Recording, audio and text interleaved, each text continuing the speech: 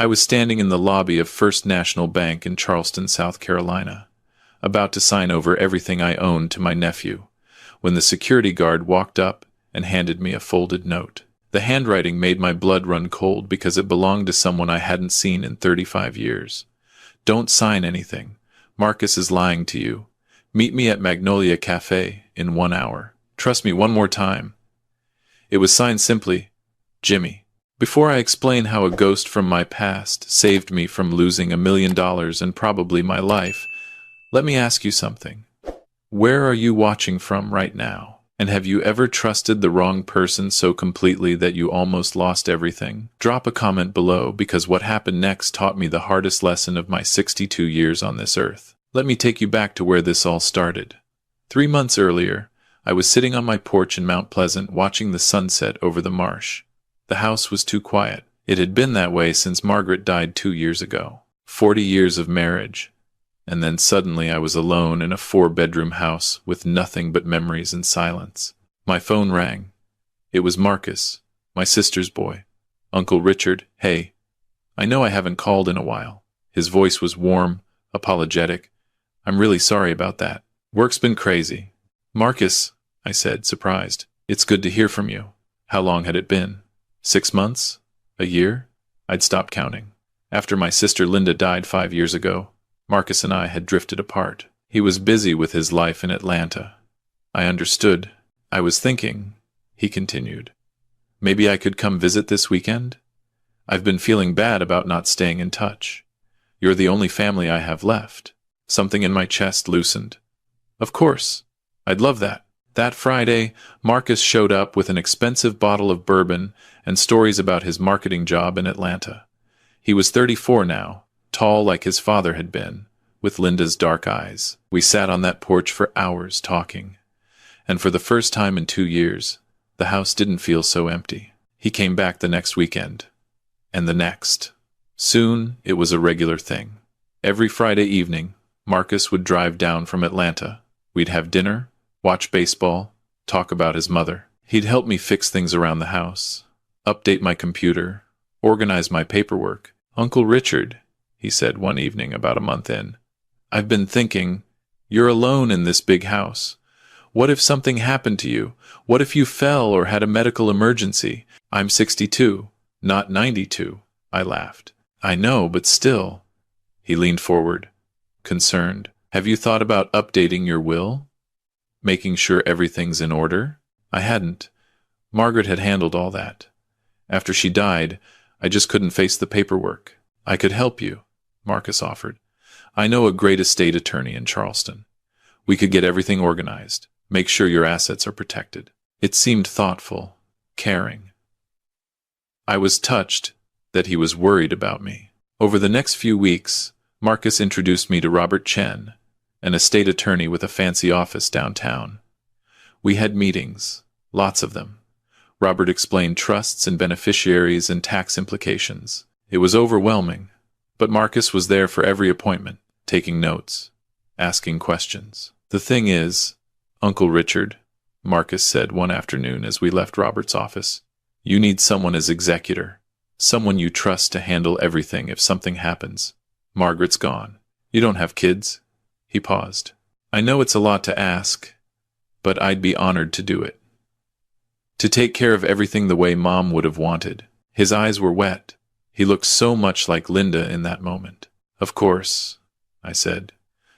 You're my family. We set up a trust, put the house in it, the investment accounts, everything. Marcus would be the trustee if I became incapacitated. It all seemed reasonable, responsible, even. Then one Tuesday afternoon in late September, everything changed. I was at Edisto Beach, taking my usual morning walk. The shore was empty, except for an older man surf fishing about 50 yards down. I didn't pay him much attention until he started walking toward me. Richard Pemberton, he called out. Is that really you? I stopped. The voice was familiar, but I couldn't place it. The man got closer. He was maybe 70, weathered face, gray hair under a Carolina Panthers cap. Then I saw his eyes, bright blue, the same eyes that had looked at me across a foxhole in Vietnam 50 years ago. Jimmy, I breathed. Jimmy Torres. We stood there on that beach, two old men staring at each other. Jimmy Torres had been my best friend in the Marines. We'd served together in Vietnam. Survived things I still didn't talk about. After we came home in 1972, we'd stayed close for a few years. But life happened. I went to college on the GI Bill, met Margaret, started a career in commercial real estate. Jimmy moved around, worked construction, never settled in one place. We lost touch sometime in the late 80s. I'd tried to find him a few times over the years, but Jimmy Torres was a common name, and he'd never been much for staying in one place. 35 years, Jimmy said, shaking his head. 35 years, brother? We walked for an hour, catching up. Jimmy had been living in Beaufort for the past decade, doing handyman work, fishing, staying sober after some rough years. He'd gotten married and divorced twice, had a daughter somewhere in Texas he hadn't spoken to in years. "What about you?" he asked. "You doing okay?" "I heard about Margaret." "I'm sorry, man." "How did you know?" "I saw the obituary in the Post and Courier. Wanted to reach out, but I figured you had people. Family. Just a nephew now. My sister's boy, Marcus." Over the next few weeks, Jimmy and I fell back into our old friendship like no time had passed. We'd meet for breakfast at the Magnolia Cafe downtown, or he'd come by the house to help with projects. He was staying in a small apartment in Beaufort, barely making rent, doing odd jobs. "You should move closer," I told him one morning over coffee. "There's plenty of room at my place. You could rent out the garage apartment." "Richard, I can't afford much." "I don't need much. Just some company. Maybe help around the house." He moved in the next week. It was like having a piece of my younger self back. Someone who remembered the man I'd been before real estate, before Margaret, before everything got complicated. Then, one Saturday, Marcus showed up unexpectedly. I wasn't expecting him until the evening, but there he was at noon, looking agitated. "Who's that?" he asked, watching through the window as Jimmy worked on fixing the dock behind the house. "That's Jimmy, old friend from the service. He's staying in the garage apartment." Something changed in Marcus's expression. For just a second, I saw something cold. Then it was gone, replaced by a smile. "That's great, Uncle Richard. I'm glad you have company." But over the next few visits, I noticed things. Marcus would make little comments. "Uncle Richard, you sure you know this guy? It's been a long time. People change." Or he'd pull me aside. "I just want to make sure he's not taking advantage of you. You're a generous person. Some people see that as an opportunity." I brushed it off. Marcus was just protective. He cared about me. Then Jimmy said something that stuck in my mind. It was a Thursday evening. We were sitting on the porch with beers, watching the sun go down. "Your nephew," Jimmy said carefully. "He asked you for money lately?" "No. Why?" "Just something I noticed. He's been asking a lot of questions about your finances, about the house. He's helping me organize my estate." Jimmy was quiet for a moment. "Richard, I don't want to overstep, but I've seen guys like him before. Smooth talkers. They get close, make themselves invaluable. Then, when you trust them completely, they make their move. Marcus isn't like that. He's family. Family can be the worst sometimes," Jimmy said quietly. "Just be careful, brother. That's all I'm saying." I was annoyed. Jimmy didn't know Marcus. He didn't understand our relationship. But then, small things started adding up. I found Marcus in my home office one afternoon when he thought I was napping. He jumped when I walked in, quickly closing the folder he'd been looking through. "Just organizing some paperwork for you," he said smoothly. Another time, I overheard him on the phone in the guest room. "Yeah, everything's in place. Another month, maybe 2. Then we move forward. I'm telling you, it's airtight." He has no idea. When I asked who he was talking to, he said it was about a work project. Then came the Tuesday that changed everything. I had a meeting with Robert Chen, the estate attorney. Routine review of the trust documents. Marcus was supposed to come, but he called that morning saying he was sick. Food poisoning. Could I handle it alone? I went anyway.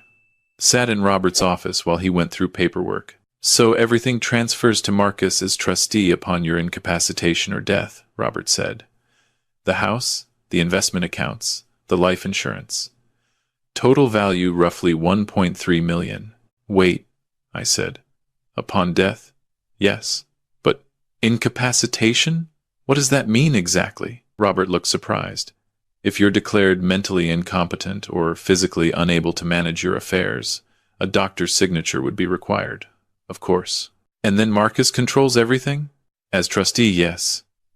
It's what we discussed. What you and Marcus agreed to. But I didn't remember agreeing to that. I remembered setting up the trust for after I died. Not before. Robert, can you send me copies of everything? All the documents we've signed? Of course. Is something wrong? I'm not sure yet. I drove home with a sick feeling in my stomach. At the house, Jimmy was replacing a broken board on the front steps. You okay? He asked, seeing my face. You look like you saw a ghost. I need you to look at something. We spread the trust documents across the kitchen table.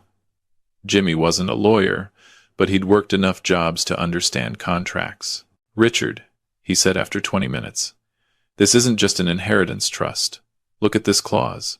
If you're declared incompetent by a licensed physician, Marcus becomes trustee immediately. He controls everything. The house, your money, all of it. But I'd have to be actually incompetent. Says here the determination can be made by any licensed physician. Doesn't specify who chooses the doctor. My hands were shaking. What are you saying? I'm saying, if Marcus wanted to, he could get a crooked doctor to sign off, declare you incompetent, and take control of everything. Legally. That night, I couldn't sleep. I kept thinking about Marcus's visits, his helpfulness, his concern. Had it all been calculated? Was Jimmy right? At 2 a.m, I did something I'm not proud of. I went into the guest room where Marcus stayed on weekends and searched his belongings. In his laptop bag, I found a folder. Inside were documents.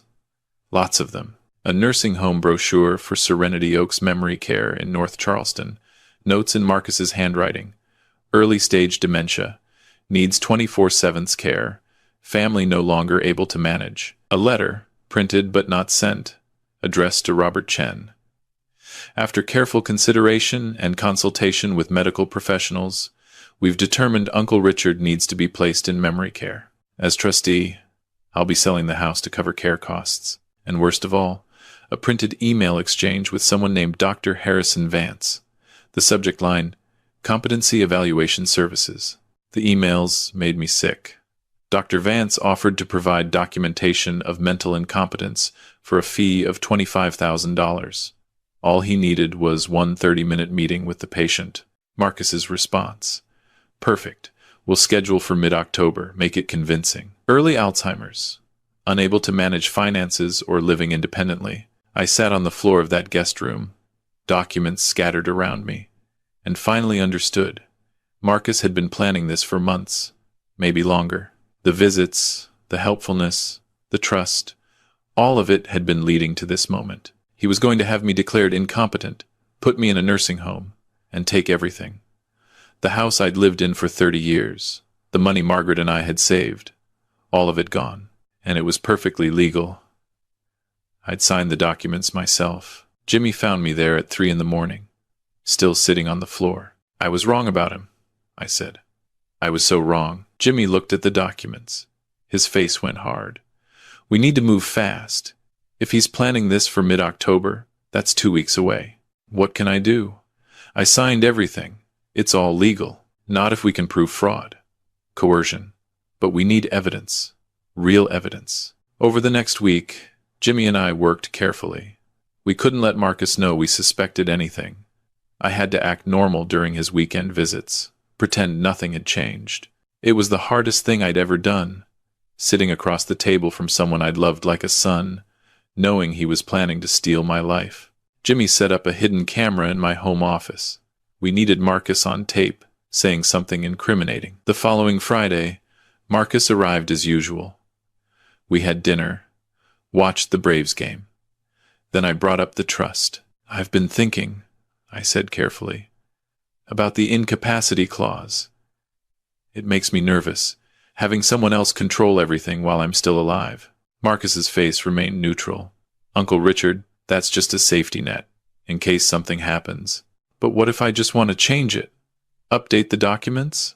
For the first time, I saw irritation flash across his face. You can't just change it. We spent months setting this up correctly. If you change it now, you could mess up the whole tax structure. I'm not comfortable with it anymore. Uncle Richard, his voice got sharper. You're 62 years old. You're starting to forget things. I've noticed. Little things. Repeating stories. Forgetting appointments. I don't forget appointments. Last week, you missed your dentist appointment. You called me asking what day it was. I'd been tired that day. Nothing more. But Marcus was building a narrative. This is exactly why the trust is important, he continued. You're getting older. Things happen. The trust protects you. From what? From yourself. From making bad decisions. From people like your friend Jimmy taking advantage of you. Jimmy isn't taking advantage of me. He's living in your garage apartment, paying practically nothing. He shows up after 35 years and suddenly he's your best friend again? That's convenient. Get out, I said quietly. What? Get out of my house. Now. Marcus stood up, his mask finally slipping completely. You're being irrational. This is exactly what I'm talking about. You're not thinking clearly. I'm thinking perfectly clearly. I know what you're planning. His face went cold. You don't know anything. I found the emails. Dr. Vance. The nursing home brochures. All of it. For a long moment, he just stared at me. Then he smiled. It wasn't a nice smile. You can't prove anything. Those documents will disappear. And frankly, Uncle Richard, who's going to believe you? A 62-year-old man living alone, probably drinking too much, getting paranoid about his own nephew? His voice was calm, almost gentle. I'll tell them you've been acting erratically, accusing me of wild conspiracies. That's textbook early dementia. I have copies. And I have a lawyer, a good one. He grabbed his jacket. You want to fight this? Go ahead. But I'm the trustee. The documents are legal. You signed them yourself. By the time any court sorts this out, you'll be in Serenity Oaks and I'll have sold this house. He walked toward the door, then turned back. You should have just died quietly, Uncle Richard.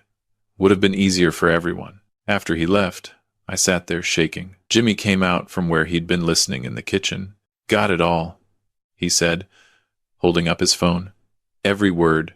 The next morning, we went to a different lawyer, Sharon Blackwell, a no-nonsense woman in her 50s who specialized in elder abuse and fraud.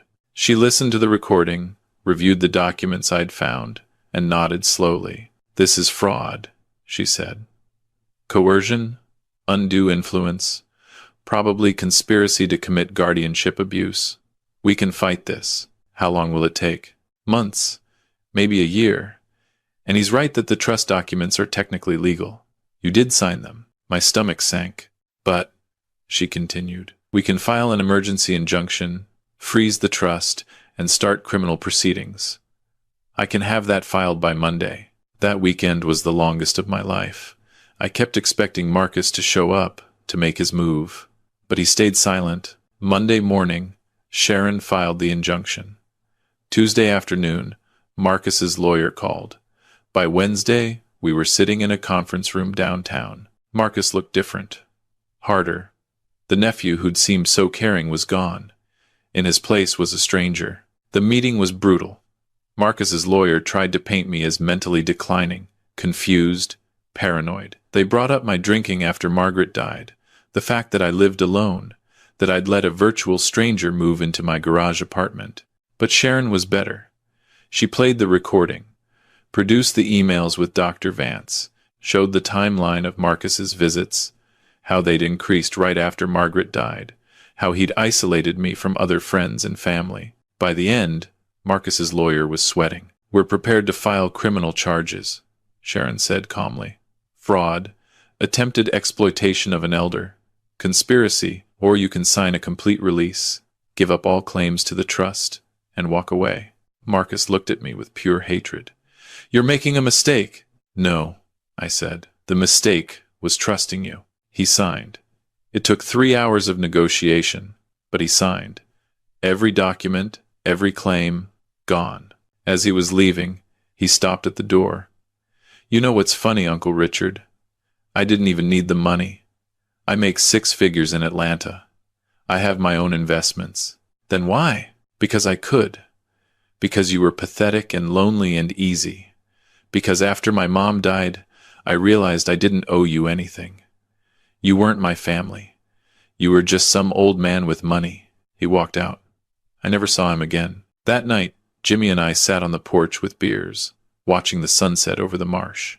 "Thank you," I said, "for seeing what I couldn't. You would have done the same for me. You did do the same for me, back in Nam." I thought about that, about friendship that survived decades of silence, about blood family that turned out to be poison, about the difference between the two. I updated my will the next week. Sharon helped me set up a proper trust, one with protections and oversight. Jimmy was named executor, not because he needed the money or wanted it, but because he'd proven, after 35 years of silence, that he'd show up when it mattered. The house in Mount Pleasant is still mine. I'm still here, watching sunsets over the marsh. Jimmy's still in the garage apartment, though he pays rent now, insists on it. We have breakfast at Magnolia Cafe every Thursday. We fish off the dock on weekends. We watch baseball and tell old stories. Marcus sent one email 6 months after everything ended. It was short, "You'll die alone." I wrote back just as short, "No, I won't. I have family, real family, the kind that shows up." Here's what I learned through all this, and I want you to really hear me. Blood doesn't make family. I spent months being manipulated by my own nephew, someone I'd loved and trusted, because I thought blood meant something automatic. But family isn't automatic. It's chosen. It's built on actions, not DNA. Jimmy Torres hadn't seen me in 35 years. We'd lost touch, drifted apart, lived completely separate lives. But when it mattered, he was there. He saw what I couldn't see. He protected me when I was too blind to protect myself. That's family. If you're watching this and you've got people in your life who claim to love you but only show up when they need something, listen carefully. Watch their actions, not their words. Do they call only when they want money? Do they help only when there's something in it for them? Do they make you feel guilty for having boundaries? Those aren't family. Those are users. Real family shows up. They notice when something's wrong. They protect you, even when you don't want protection. They tell you hard truths because they'd rather hurt your feelings than let you get hurt worse. I was 62 years old when I learned this lesson. Don't wait as long as I did. And to answer Marcus's email, no, I won't die alone. Because I finally understand what family really means. So here's my question for you. The same one I asked at the start. Have you ever trusted the wrong person so completely that you almost lost everything? And when you figured it out, who showed up to help you? Drop your story in the comments, because I've learned something else too. When we share these stories, when we warn each other, we become family. A whole community of people who understand that sometimes the ones who hurt us most are the ones we're supposed to trust. And sometimes the ones who save us are the ones we'd lost along the way. Subscribe if this story meant something to you.